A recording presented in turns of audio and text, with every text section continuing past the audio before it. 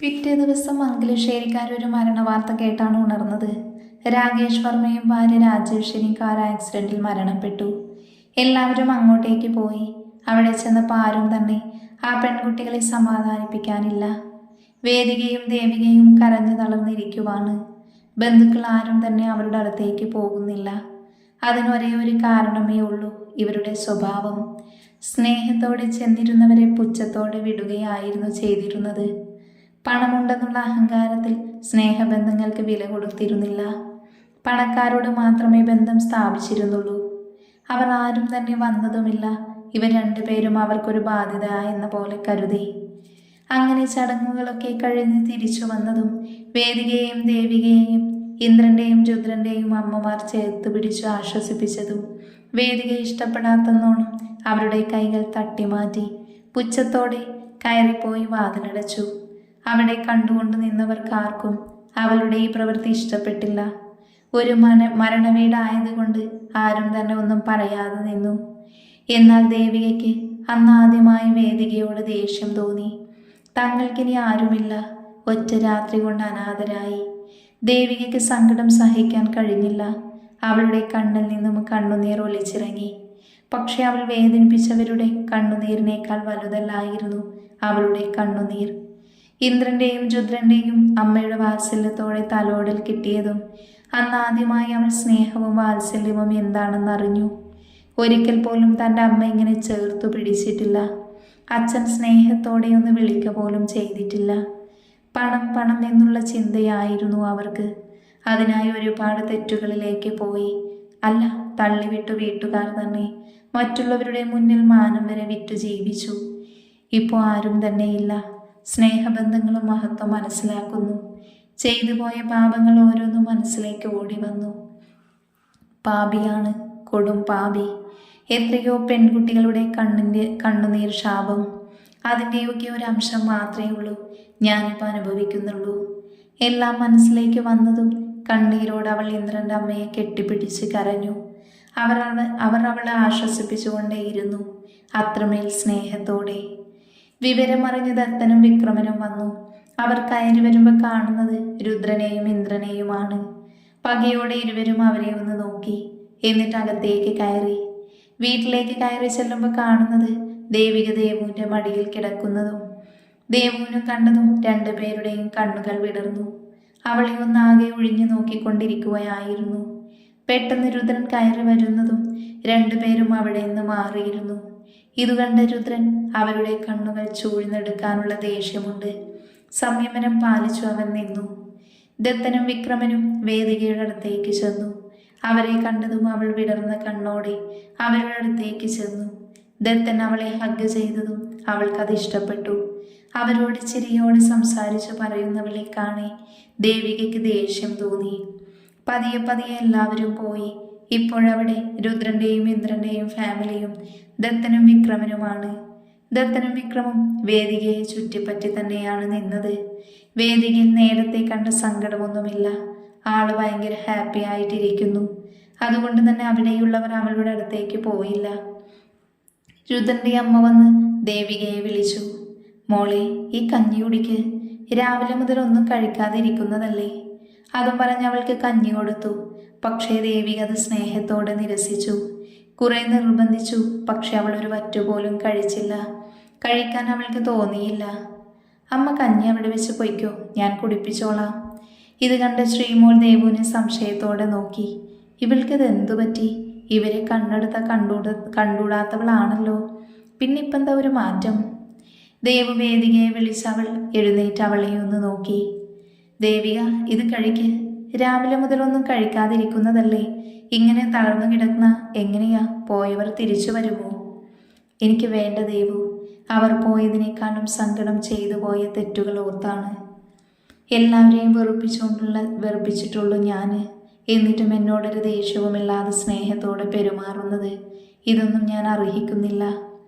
തനിക്കറിയോ, എൻ്റെ ഓർമ്മ വെച്ച കാലം തൊട്ട് ഞാൻ കാണുന്നത് പണത്തിനു പിന്നാലെ പോകുന്ന ഡാഡിയെയും മമ്മിയെയുമാണ്. അന്ന് തൊട്ട് ഇന്ന് വരെ പണത്തിനാണ് പ്രാധാന്യമെന്ന് മനസ്സിലാക്കിയിരുന്നത്. എന്നാൽ ഇന്ന് മനസ്സിലാക്കുന്നു, പണമല്ല പ്രധാനം, സ്നേഹമാണ്. സ്നേഹം എന്തെന്നോ വാത്സല്യം എന്തെന്നോ ഞാൻ അറിഞ്ഞിട്ടില്ല. അതിന് ഞങ്ങളുടെ പാരൻസിന് സമയമില്ലായിരുന്നു. ഒരുപക്ഷെ ഇതൊക്കെ അനുഭവിച്ചറിഞ്ഞു വളർന്നവരിൽ ഇങ്ങനെ തെറ്റായ വഴിയിലൂടെ പോകില്ലായിരിക്കാം. ആർക്കും മുന്നിലും മാനം വിറ്റ് ജീവിക്കില്ലായിരുന്നു. ഒരു പെൺകുട്ടിയെ ഉപദേശിക്കാൻ കൂട്ടു നിൽക്കില്ലായിരുന്നു. ഇപ്പോൾ കുറ്റബോധം തോന്നുന്നു. ചെയ്തതൊക്കെ തെറ്റായിരുന്നെന്ന് തോന്നുന്നു. സ്നേഹം വാത്സല്യവും അനുഭവിച്ചറിയാൻ തോന്നുന്നു. അവൾ പൊട്ടിക്കരഞ്ഞുകൊണ്ട് നിലത്തേക്ക് ഇരുന്നു പോയി. ഇത് കണ്ട് ശ്രീക്കും വിഷമമായി. ദേവികയെ തന്നോട് ചേർത്ത് സമാധാനിപ്പിച്ചു. അവളുടെ നെഞ്ചോരം ചേർന്ന് കരഞ്ഞുകൊണ്ട് അവളോടായി പറഞ്ഞു, എന്നോട് നിങ്ങൾ ക്ഷമിക്കണേ. നിങ്ങളെയൊക്കെ ഉപദ്രവിക്കാൻ നോക്കിയിട്ടുണ്ട്, വാക്കുകൾ കൊണ്ട് സങ്കടപ്പെടുത്തിയിട്ടുണ്ട്. എന്നോട് ക്ഷമിക്കു ദേവു. കരഞ്ഞു തളർന്നവൾ മയങ്ങി തുടങ്ങി.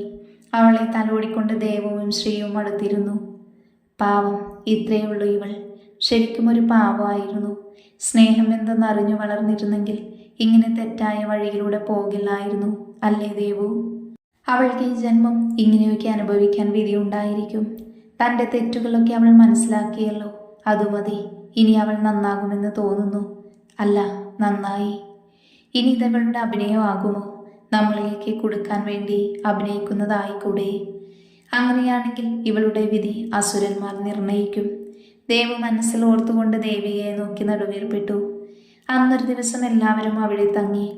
രുദ്രനും ഇന്ദ്രനും ശ്രീയും ദേവുമുള്ള റൂമിലായിരുന്നു കിടന്നത് മാത്രമേ ഉള്ളൂ. രണ്ടുപേർക്കും ഉറങ്ങാനായില്ല. വേറെ ഒന്നും കൊണ്ടല്ല, അവരുടെ സേഫ്റ്റി അതായിരുന്നു അവർക്ക് പ്രധാനം.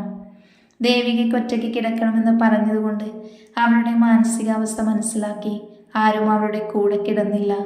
കിടന്നിട്ട് ഉറക്കം വരാതെ ആയതും അവൾ എഴുന്നേറ്റ് ബാൽക്കണിയുടെ അടുത്തേക്ക് പോയതും വേദികയുടെ റൂമിൽ നിന്നും അടക്കി പിടിച്ചുള്ള ശബ്ദം കേട്ടവൾ ചെറുതായി തുറന്നു കിടക്കുന്ന ജനലിലൂടെ നോക്കി. ഒന്നേ നോക്കിയുള്ളൂ അവൾ. അറപ്പോടെ മുഖം തിരിച്ചു. അവൾക്ക് ദേഷ്യം വിരച്ചു വന്നു. വാതിൽ തള്ളി തുറക്കാൻ പോയതും അവർ പറയുന്നത് കേട്ട് അവളുടെ കൈ നിശ്ചലമായി. കണ്ണിൽ നിന്നും കണ്ണുനീരൊഴുകി. ഓരോന്ന് കേൾക്കുന്തോറും അവൾക്ക് അവളോട് തന്നെ വെറുപ്പ് തോന്നി. തൻ്റെ ശരീരത്തെ നോവിക്കാൻ തോന്നി. അവർ പറയുന്നതൊക്കെ കേട്ട് കഴിഞ്ഞ് ഒരു തീരുമാനത്തോടെ അവൾ റൂമിലേക്ക് പോയി. പിറ്റേന്ന് രാവിലെ ഡോറിൽ തുടരെയുള്ള മുട്ട് കേട്ടാണ് രുദ്രനും ഇന്ദ്രനും കണ്ടുറന്നത്. വേഗം തന്നെ ബെഡിലേക്ക് നോക്കിയതും ദേവുവിനെയും ശ്രീയെയും കണ്ട ആശ്വാസത്തോടെ വാതിൽ തുറന്നു. മോനെ രുദ്ര, ദേവിക മോളെ കാണുന്നില്ല. ഇവിടേക്ക് നോക്കി, കാണുന്നില്ല. ഇന്ദ്രൻ സംശയത്തോടെ രുദ്രനെ നോക്കി. ഇവരുടെ സംസാരം കേട്ട് ദേവും ശ്രീയും എഴുന്നേറ്റു. അമ്മയുടെ അടുത്തേക്ക് ചെന്നതും രുദ്രൻ പറയുന്നത് കേട്ട് ഞെട്ടി. അമ്മ പേടിക്കാതെ, അവൾ ഇവിടെ എവിടെയെങ്കിലും ഉണ്ടാകും. ചിലപ്പോൾ മൈൻഡൊന്ന് റിലാക്സ് ആകാൻ പുറത്തേക്ക് പോയതാകും. ഞാനും ഇന്ദ്രനും പോയി നോക്കാം, പോരെ? എന്തോ മനസ്സിനൊരു പേടി പോലെ. ഒന്നുമില്ല വല്യമ്മേ, പേടിക്കാതെ. പെട്ടെന്നാണ് രുദ്രന്റെ ഫോണിലേക്ക് ഒരു കോള് വന്നത്. അവൻ അതെടുത്ത് നോക്കിയതും സിദ്ധു. കോൾ അറ്റൻഡ് ചെയ്ത് അവിടുന്ന് പറയുന്ന കാര്യങ്ങൾ കേൾക്കെ അവൻ ഞെട്ടി ഇന്ദ്രനെ നോക്കി. ഞങ്ങളിപ്പോൾ വരാം. ആരാടാ, എന്താ പറ്റിയേ? അത് ദേവിക സൂയിസൈഡ് ചെയ്യാൻ ശ്രമിച്ചു. ഇപ്പം നമ്മുടെ ഹോസ്പിറ്റൽ ICUവിലാണ്. ഇത് കേട്ടതും അമ്മമാർ രണ്ടും കരയാൻ തുടങ്ങി. ദേവും ശ്രീയും ഞെട്ടി. നമ്മൾ അവളെ തനിച്ചു കിടക്കാൻ അനുവദിക്കരുതായിരുന്നു. ഇനിയിപ്പോൾ അത് പറഞ്ഞിരുന്നിട്ട് കാര്യമില്ല. ഞങ്ങൾ പോയി വരാം. ഇവിടെ ഇനി അവരുടെ റിലേറ്റീവ്സ് ഒന്നും അറിയണ്ട. ഞങ്ങളും വരാമെന്ന് പറഞ്ഞ് അവരുടെ കൂടെ പോയി ദേവുവും. ഹോസ്പിറ്റലിലെത്തി അവർ ഐസുവിൻ്റെ മുന്നിലെത്തി. അവിടെ സിദ്ധു ഉണ്ടായിരുന്നു. രുദ്രൻ വേഗം സിദ്ധുവിൻ്റെ അടുത്തെത്തി. എന്താടാ പറ്റിയത്? എങ്ങനെ? സൂയിസൈഡ് ആണടാ. അവൾ അവരുടെ ഫ്ലാറ്റിന് മുകളിൽ നിന്നും താഴേക്ക് ചാടിയെന്ന് കണ്ടു നിന്നവർ പറഞ്ഞത്. ഇതിനു മാത്രം എന്തുണ്ടായി? അറിയില്ലടാ. ഇവരോട് സംസാരിക്കുന്നതൊക്കെ നമ്മളും കേട്ടതല്ലേ. പിന്നെ ഇപ്പോൾ ഇങ്ങനെ ചെയ്യാൻ കാരണം എന്തെന്നറിയണമെങ്കിൽ അവൾ ജീവനോടെ വേണം. പെട്ടെന്ന് ഡോക്ടർ അവിടേക്ക് വന്നതും ഇവ ഡോക്ടറിൻ്റെ അടുത്തേക്ക് ചെന്നു. ഡോക്ടർ, ദേവിക കൊണ്ടുവരുമ്പോൾ കുറച്ച് കോംപ്ലിക്കേറ്റഡ് ആയിരുന്നു. ഇപ്പോൾ അപകടനില തരണം ചെയ്തു. ബട്ട് അരക്ക് താഴെ ചലനശേഷി നഷ്ടപ്പെട്ടു. എല്ലാവരും ഞെട്ടി. ദേവനും ശ്രീക്കും വിഷമമായി. നാളെ റൂമിലേക്ക് ഷിഫ്റ്റ് ചെയ്യും. പിന്നെ രുദ്രനെയും ഇന്ദ്രനെയും ആൾക്ക് കാണണമെന്ന് വാശി. നിങ്ങൾ രണ്ടുപേരും അവളെ വന്ന് കണ്ടോളൂ. അങ്ങനെ രുദ്രനും ഇന്ദ്രനും അവളെ കാണാൻ കയറി. വയറുകൾക്കിടയിൽ അവൾ കിടക്കുന്നത് കണ്ടപ്പോൾ അവരുടെ പ്രതികാരം വരെ അവർ മറന്നുപോയി. അവരെ കണ്ടതും നഴ്സ് ദേവികയെ വിളിച്ചു. അവൾ പതുക്കെ കണ്ണു തുറന്ന് കാണുന്നത് അവരെ രണ്ടുപേരെയുമാണ്. അവൾ അവരെ ഒന്ന് നോക്കി പുഞ്ചിരിച്ചു. എന്നിട്ട് അവരോടായി പറയാൻ തുടങ്ങി. നിങ്ങൾ രണ്ടുപേരും എന്നോട് ക്ഷമിക്കണേ. എന്നെ തിരുത്തി തളർന്ന് വളർത്താൻ ആരുമില്ലായിരുന്നു. 18 വയസ്സ് കഴിഞ്ഞതോടെ അമ്മയും അച്ഛനും ഇന്ദ്രനെ സ്നേഹിക്കാനാണ് പറഞ്ഞു പഠിപ്പിച്ചത്. നിങ്ങളുടെ സ്വത്ത് അതായിരുന്നു ലക്ഷ്യം. അവർ പറഞ്ഞു തരുന്ന കാര്യങ്ങൾ കേട്ട് നിങ്ങളോട് ഒത്തിരി മോശമായി പെരുമാറിയിട്ടുണ്ട്. ഒത്തിരി പെൺകുട്ടികളോട് പൊറുക്കാൻ പറ്റാത്ത തെറ്റുകൾ ചെയ്തു കൂട്ടി. അതിനൊക്കെ പ്രായശ്ചിത്തമായി സ്വന്തമായി തിരഞ്ഞെടുത്ത വഴിയായിരുന്നു മരണം. പക്ഷെ അവിടെ തോറ്റുപോയി. ഇനിയും അനുഭവിക്കാനുണ്ട്. ഈ തളർച്ച അതൊന്നിനും പരിഹാരമാകില്ല. നിങ്ങൾ തരുന്ന എന്ത് ശിക്ഷയും ഞാൻ ഏറ്റോളാം. എന്നോട് ക്ഷമിക്ക്, ഒരനിയത്തിയുടെ ക്ഷമാപണമായിട്ട്. രുദ്രൻ അവളുടെ അടുത്തേക്ക് ചെന്ന് അവളുടെ കയ്യിൽ പിടിച്ചു. നീ ഇപ്പം അധികം സംസാരിക്കേണ്ട.